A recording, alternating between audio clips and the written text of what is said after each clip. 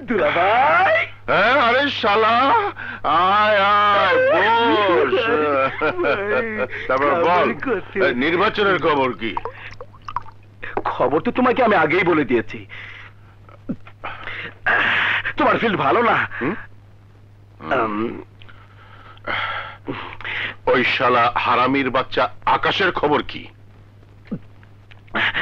শুনেছি এখনো মরেনি, তবে হাসপাতালে বেডে শুয়ে মৃত্যুর সাথে পাঞ্জা লড়ছে। আরে ওটা বাঁচলেই কি আর মরলেই কি, যে অবস্থা হয়েছে তাতে ওর বাঁচা মরা এক সমান।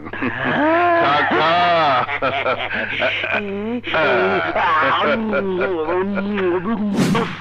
বেঈমান বেঈমান বেঈমান। আরে এদেরকে কম টাকা দিয়েছি আমি, অথচ আজ আমার এই দুঃসময়ে কারো হেল্প পাচ্ছি না। পাবে না দুলাভাই, পাবে না। ওই যে কথায় বলে না, হাতি খাদে পড়লে চামচিকাও ভেঙচি মারে, এখন তোমার অবস্থা হয়েছে তাই। তুই চুপ থাক।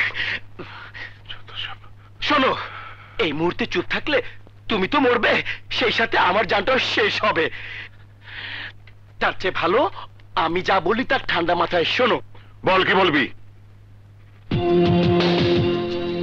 ওই এসিপির হাত থেকে বাঁচতে চাইলে দেশ থেকে পালিয়ে যেতে হবে। হোয়াট? কি কি বলছিস তুই? ওই সামান্য একটা এসিপির ভয়ে আমাকে চোরের মতো দেশ ছেড়ে পালিয়ে যেতে হবে? What you are talking? ভাই দুলাভাই, তুমি নিজেকে চোর ভাবছো কেন? কত বড় বড় নেতা, ক্রিমিনাল পুলিশের ভয় দেশ ছেড়ে পালিয়ে যায়, তাই বলে কি তাদের মান সম্মান কমে যায়? যায় না, বরং তাদের মান সম্মান জনপ্রিয়তা আরো বেড়ে যায়।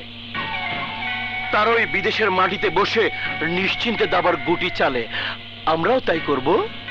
বিদেশে বসে রিমোট টিপবো, এদেশে বোমা ফাটবে, সেই বোমার আঘাতে আমাদের শত্রুরা ধ্বংস হয়ে যাবে, তারপর আমরা আবার ফিরে আসব বীরের বেশে। ওয়ান্ডারফুল ওয়ান্ডারফুল শালা বাবু, তোর বুদ্ধির জবাব নেই। সুবুদ্ধি নয় দুলাভাই, কুবুদ্ধি।